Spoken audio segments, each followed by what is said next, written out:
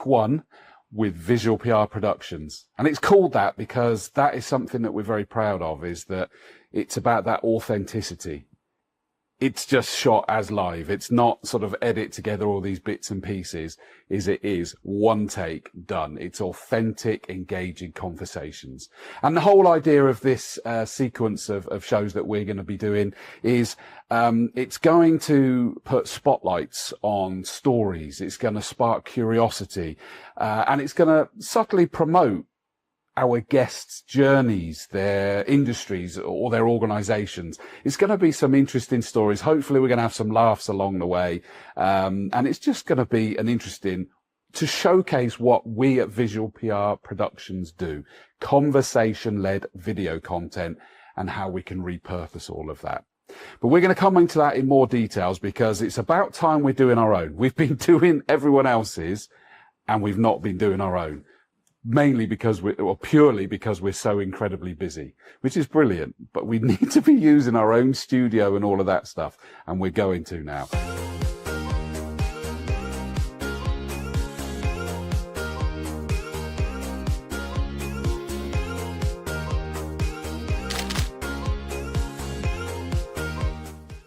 The second, and just as ridiculous about blooming time, is I'm delighted to say that my guest, he's already been here for a year. He's our very own video editor and producer. And at last I'm getting him in front of the camera. Tom Cottam. Oh, yeah. Well, I've got to do one of those on screen. Hello, mate. Nice. I think even you said about time, didn't you? Yeah. I live in the shadows back there normally, so yeah. You don't get to see me particularly, but I'm back there. Occasionally someone shouts out something to Tom on one of the shows. That's me. So I do like to do that, and I sort of make you chuckle quietly as you can, and see how quiet he can stay with his chuckling. But it is, the production desk is over there. That interesting, we're going, because I wanted you on camera this for episode 1, was that we're flying with the multi-cameras being captured rather than you, because you sit there with the multi-cam to chase it. Yeah, so for those that aren't aware, our setup has we have a multi-camera production. They all run through the production desk to me, where I monitor them, and then obviously I use the live switcher, so it's an 8M to keep track of the conversations. All of our stuff records individually anyway, giving us the option if actually that switch hasn't been made too quickly, or if someone makes an off-the-cuff joke one way. Obviously, I'm hearing it in real time, so I can't get back in time to get to them.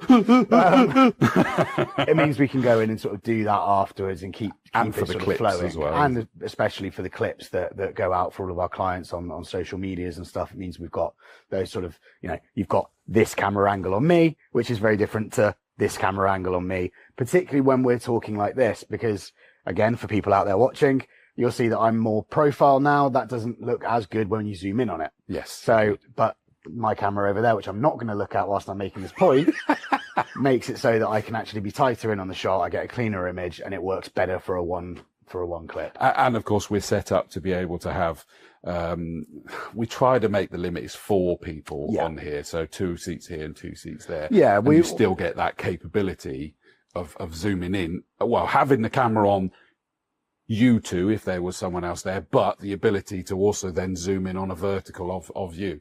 But my point being is sort of that's in a weird order that we've done that to some extent, but it was to explain that that's now just recorded all of them, and you've then got to do the multicam edit afterwards. Yes. Fully. Yeah. So you're welcome. I'll go through. I'll go. In essence, though, it's not more work in terms of my work time, because I will just watch back through and make those live switches in the multicam edit as I go anyway. Yeah. So in that sense, that let's call it an hour of me sitting there doing that over there is just been put on pause for me to now go do an hour, but doing it as a multicam edit instead. It's just the hour I now have talking instead. So, but no, that'll be good. it's a useful feature and function for us to be able to have, and I think it's really, really important. So It is. yeah. And the beauty is, and again, we will come into more detail, is that it's either for the visual PR content that we do for our clients. I know we've got our logo here, but normally that would be the client's logo and the color backlit would be relevant to them. Quite often with me hosting it, just because it's what I do professionally anyway, but it doesn't have to be. But we've more recently got people coming in for podcasts and episodic content or training content or whatever it might be. And that's like, no, that's their content, the studio, the equipment, you as the production and the post-production work as well. And it gives us that scope across the board. And this might be our studio, but all of this is able to be lifted up and taken to another location as well. Absolutely. I mean, all people really have to do is, check our channel out, and you can go back in time and see some of the things that we've done. And you'll see some of the spaces that we've been into, and we can get into small spaces. We figure it out. Yeah. But obviously, being able to we came in here at the start of January, and we've sort of developed it over the last few months to the state it is now, which is great. There's still a few things that we're going to keep going with. Never sit still and all that. You're the one that keeps the reins on me a little bit. We don't need that yet, Chris. Well, no, I distinctly remember a day where I've gone outside to get some fresh air as you pulled in. And I just see this car pull in full of stuff in the back. And I've looked at him and gone, what have you done? And there's the plants. I think it was the chairs. Yes. It was, okay. All right. I guess that's the rest of today then. And you then came back and suddenly there was the shelving unit in the TV. Yeah. And a new coffee table. New coffee table. Yeah, it is. Yeah. You're well, you daren't be away. It works. It's good. And, I'm particularly proud of what we've been able to sort of develop in here. And I think, getting the clients in, when they come in, when they've been in for their first show in the space since we've either added something or enhanced it or whatever it might be, their reactions to see that as well is brilliant. And I think that shows that they really value those extras that we're putting in our production side of it, and the value that brings to them as clients and their products. So, we won't sit still. We'll keep going and developing the sets and get everything, more and more and more. To bring more value to everybody else, and obviously ourselves, now that we're finally getting around to doing our own one. We actually can market ourselves a little bit. Exactly. And we know that there's all sorts of other things. We'll come on to future in a moment. I'm going to now backtrack to a more logical start. Where I really wanted to do is your story a little bit. The title of this episode is called From Blackboard to Backlight. Blackboard to Backlight. That's the one. A bit of a tongue twister. And that's because you were a teacher. Yep. And then did a complete switch. Now, first things first, what were you teaching? I was head of computer science. That's right. Yeah. I had a form class as well. But I was my time was split between those two roles. Yes. So. And as I understand it, the sort of the motivation for this change into the videography side of thing was the pandemic. Yeah. So, I mean, the short synopsis is, I worked in a school for, I think in the end it was about 11 years. I was there. And I think in that time I was teaching for 9 to 10 of them, something like that, 8, 9, 10. I'd have to properly backtrack on it. I started there when I was doing my training. I got in as a TA after that. Then again, keeping it short, one of the teachers was off ill for a little while. So me and a number of other TAs sort of stepped in to help cover that class because we were a higher level TA, so we could do that. Yeah. I will add it was a private school as well, so certain regulations don't apply quite so much in terms of certain qualifications being needed to have in order to do those roles. That person came back and then decided actually for their health they were going to leave at the end of that year. I was sort of subtly encouraged to put my name in the hat for the job. I was still finishing my qualifications at that point. And fortunately for me, I got the job. Did make it a bit tricky in my final year of qualifications where all of the assignments are being thrown out how would you do this as a TA? How would you do this? Use examples from your settings. Oh. And I'm stood there going to my lecturers going, yeah, I need to talk to you about this because I need to figure out how to frame this because I'm not a TA. I'm now a teacher. Yeah.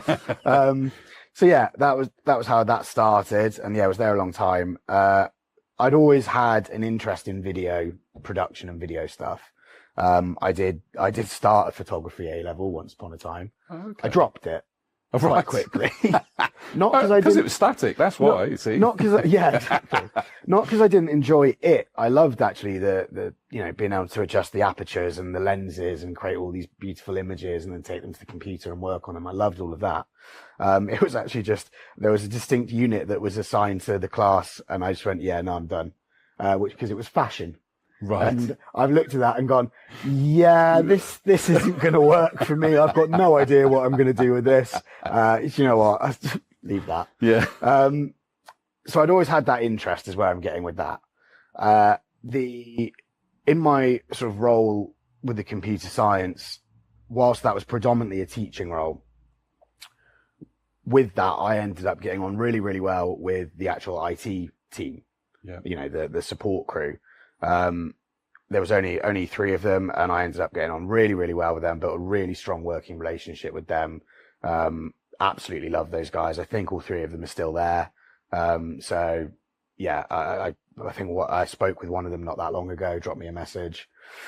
So that relationship sort of blossomed, and from that then was able to come a more technical side to my role.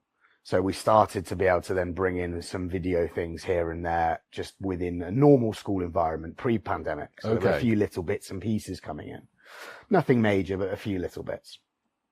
For an example, I made sure that I pushed and I got a special box from the providers that we borrowed certain resources from.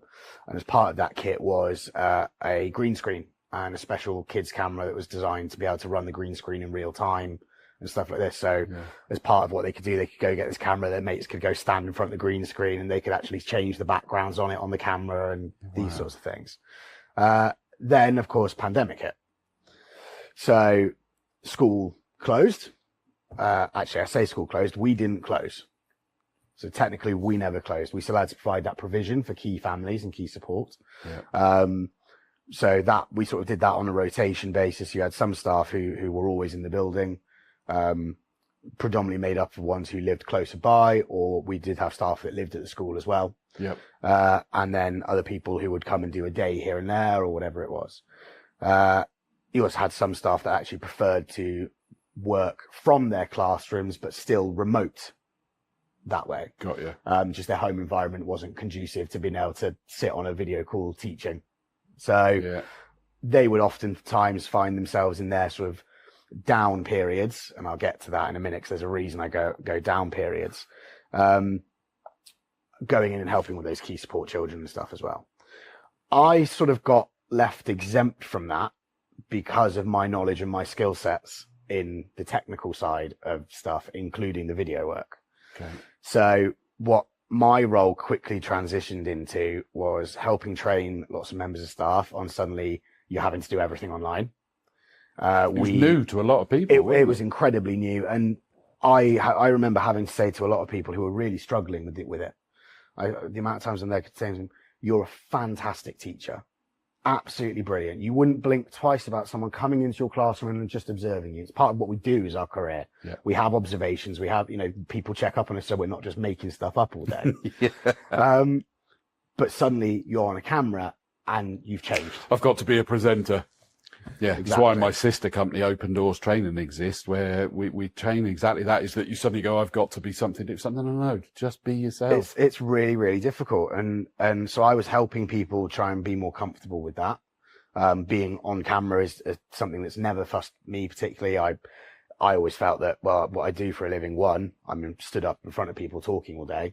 Secondly, my natural sort of conversational or professional style is always quite talkative.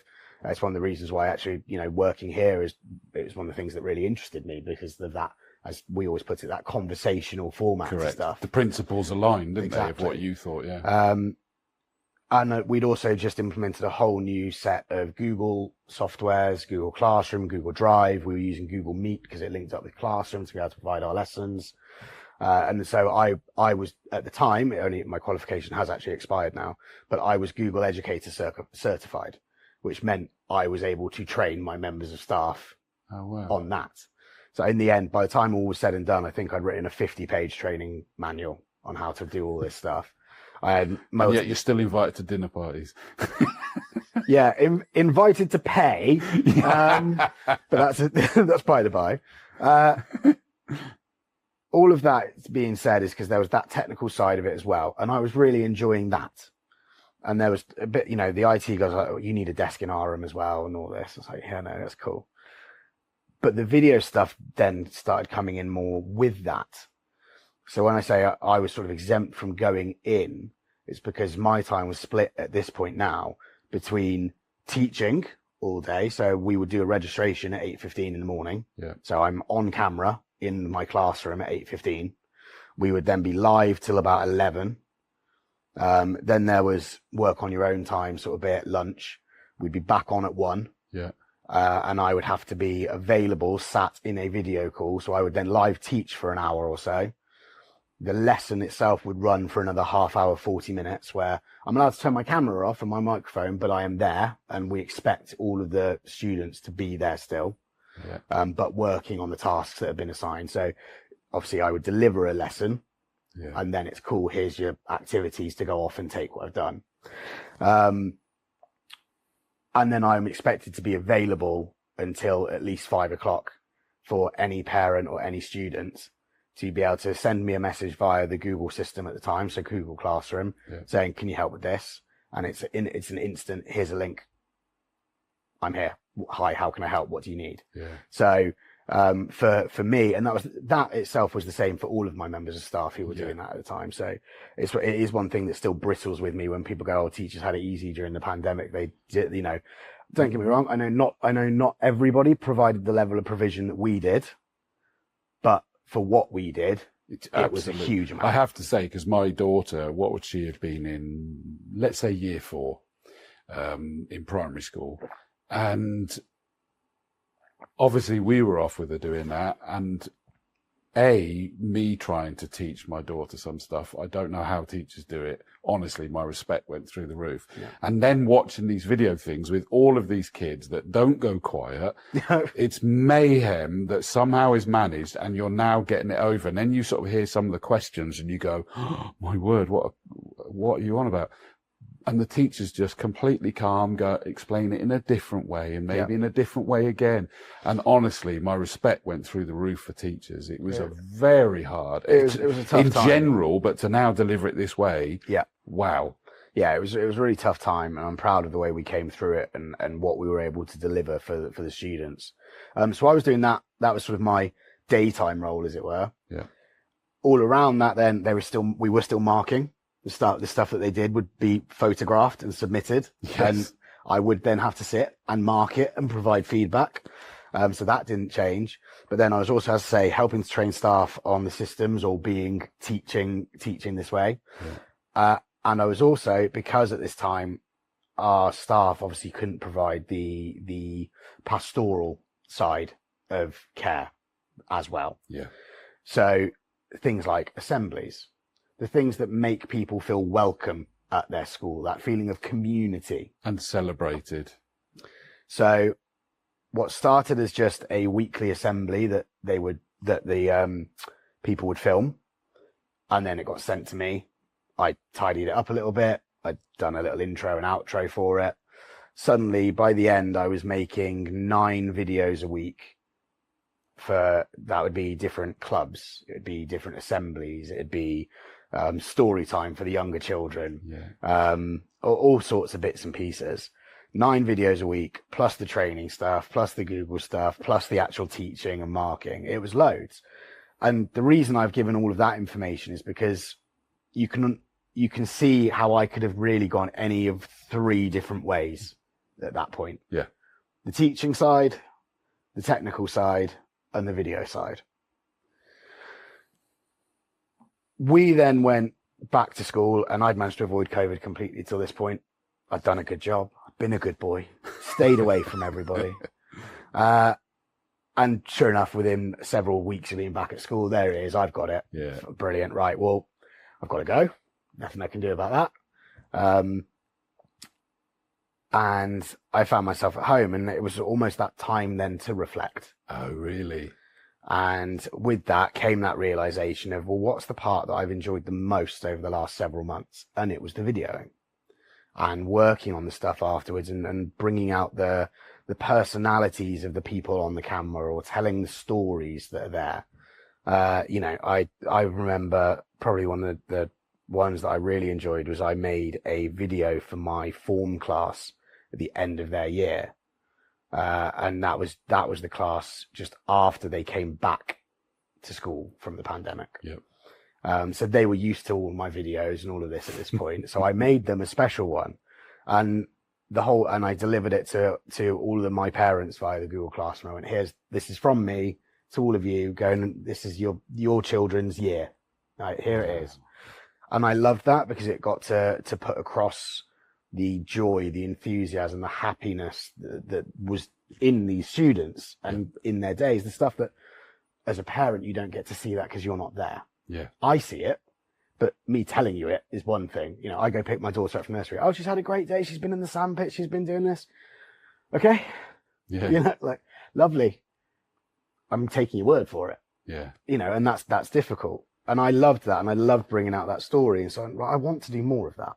And I think that is again, a line in our perspectives is that was that it wasn't just a video that said something that just recorded something. It was about that authenticity oozing through its content. Yeah. And that's what, again, that we do. So again, I can see even more why we aligned as soon as it was put to you, the idea. Yeah.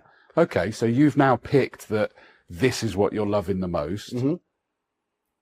What then? So I started looking, okay, well, how do I do that?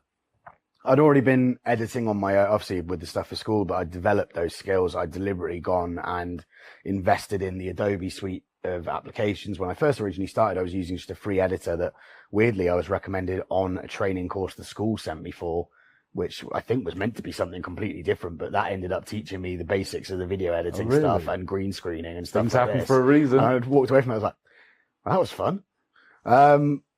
So that I was like, okay, if I'm going to get a bit more serious about this, what's the software and the stuff that is more broadly used across sort of the industry? Not in filmmaking terms, because I can't afford that kind of stuff anyway, but in terms of amateur videographers or even professional videographers, but people are more akin to what we are here, not your big budget sort of bits and pieces, not your broadcast television or whatever. So I invested in that myself so I could teach myself that to get those skills within the software that everybody uses, thinking, how do I make myself marketable? Yeah. I need the skills that are going to be instantly applicable. So I've done that. So I started looking up then, okay, what do I need? What are the jobs saying? Okay, ideally this and this, and preferably, I think it was called, what was it called? I can't remember what these things were terming it, but some sort of qualification in it. Yeah. Well, at this point, I'm 28, 29 years old. I've got my student debt. I've been there, done that. I've got the t-shirt from all of that. Do I really want to have to go and do all of this again? I don't know. And where? Because I work as well. Yeah. Like, I can't just get down to Southampton University, easy peasy, to go do lectures. What am I going to do?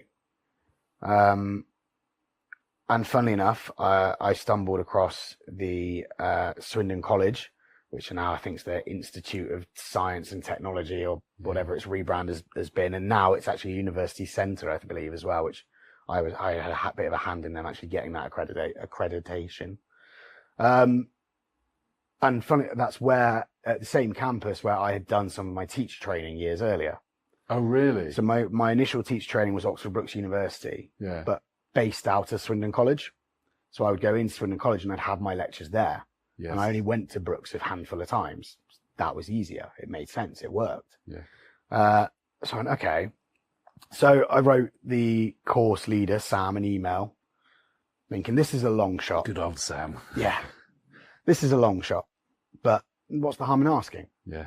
And he came back and said, okay, well, yeah, do you want to meet? So I arranged to meet him in the February half term that year.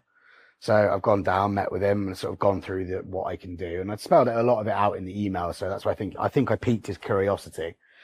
And it was a really good meeting. I've said, well, what do I need to do now? He says, go home, click the apply button. And actually, no, I don't know if I can say that, but that bit of the story on camera. Let's just put it this way: I was thoroughly assured of my place if I was going to apply. Okay, that's impressive. So that's what interviews and discussions are about. Exactly. He saw something.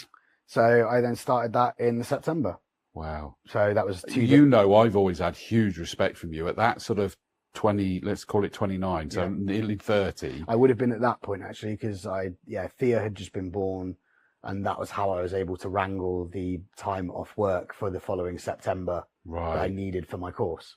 So approaching 30, you got a daughter now as well, and you have had the balls, frankly, I'm going to say, to change career. I mean, it wasn't a full change because you were kind of doing it, but for you to be able to focus on what you've identified you enjoy the most, it had to be a career change. It had to be going to college. It had to be going to college with people considerably younger than you. Yep. Yeah, I was by far the oldest person in that room. And that's not easy. No, I was quite apprehensive about it to start with. And I remember sort of having a word with myself going, for goodness sake, Tom, you're a teacher for starters. You walk into places and you deal with things all the time. Yeah. You'll get in there, you'll get on with it. However, I did walk in, sit at the back of the room the first day. And I think it was Sam who was meant to be teaching us that day. He didn't arrive for like 20 minutes. Everyone is sat there, and it was only like a week later after having got to know people a little bit that they did admit, yeah, we were all sat there waiting for you to stand up and walk to the front of the room. We thought you were the lecturer. Like, no. Brilliant. And I was like, I get it. It's fine. I get it. But no, they were all considerably younger. But in a lot of ways, that was really good with that course, because by being younger, they had grown up with technology in a different way than I had. They got stuff to teach us. The way my technical skills, I would say, and sorry guys if you're watching this, but my technical skills were a little bit higher than theirs when we started. But then the way they saw things when we would be planning shoots or shooting was different to me. Right. And that was so valuable for me to absorb and take in. And then by sort of help, it was quid pro quo. They'd sort of help me with that element of it. I could help them with some of the technical side of it. Yeah. By doing that, it was also pushing me to keep developing my technical side and keep driving and learning that. Yeah. So it worked out really well. And some of them are still really, really close friends of mine, and we catch up a lot, and they do little bits and pieces here and there. And it's always Tom, you around? I'm working on this. Can you come? Or here's my planning documents for the shoot that's coming up in a couple of months. Could you look this over for me? Yeah. Just things like that. In here as well, we've got. We've been fortunate enough to reach out and sort of link up with Swindon College a couple of times this year. Unfortunately, my course, it ran for 2 years. It was originally a 2-year course. Yeah. During that time, they did expand it to a 3rd year. They got the university authorization with a link with Gloucester University. Yep. So they could now offer the full degree top up at the end for that 3rd year. Most of us opted not to do that. I think for a lot of us in our heads, we'd always seen it as a 2-year journey. I know that was very part and parcel of it. And then wanted to get out and get your hands dirty. Exactly. Yeah. There was, being real about it as well. There was an added cost as well. It's an extra year of tuition and learning and, and time as well. And I mean, for myself, at that point, I had actually stopped teaching fully. Yeah. So I guess the first year I paired my studies with teaching, and then I looked at it and I went, I've managed it because I can. Yeah. But it's been a struggle at times. I think I've got just enough tucked away that I can take a chance on this for a minute. And I did. I called it a day. Which I've also had massive respect for you on that front as well all along. I called it a day right before the Easter of that year. And because the demands were just too heavy on you by then, weren't they? It was a lot. And it was becoming trickier to manage it all. I mean, particularly, I wouldn't even call it the workload. I mean, we've touched on, I'm older, right? I'm not the 18, 19-year-olds down there anymore where their jobs are, sorry, Char, but working at TK Maxx or stuff like that, where it's perhaps not quite so it's different to a process teacher. Yeah, absolutely, stuff. yeah. Certainly, it's not, I've still got to come home and carry on marking and planning and prepping. So there was that element to it, but it was also, I wasn't getting any time with my daughter. Absolutely. Life priorities had changed by that point as well. And that was a huge thing for me. And I was like, right, well, if I stop, I can focus on getting this right with the studies. I've put my money into it at this point. Yeah. I've taken that chance on investing in myself to go do this. Next time on Take One. Yeah, I think what I've always held dear to with it is it's about getting across the story from the images, the story of what is in the Which images. is always amazing, isn't it? The people, their experiences or their product, their service, the organisation. I love that. Even if it's a product or a service and there's nothing to say, we're still going to be able to take what we film and tell the story of your company or yourselves or your product with that.